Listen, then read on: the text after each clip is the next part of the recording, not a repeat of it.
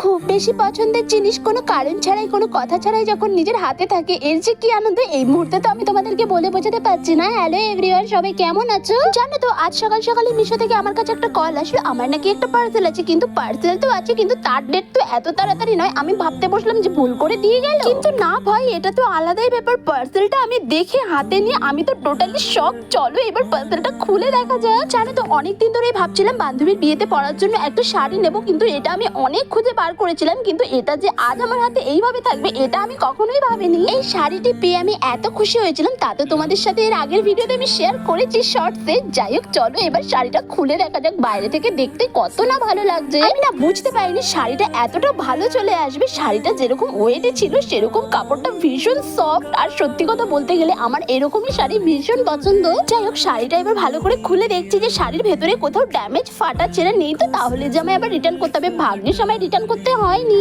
যাই হোক ফাইনালি শাড়িটা আমার চেক হয়ে গেছে। তোমাদেরও কেমন লাগলো অবশ্যই বলো। আজকের মতন টাটা।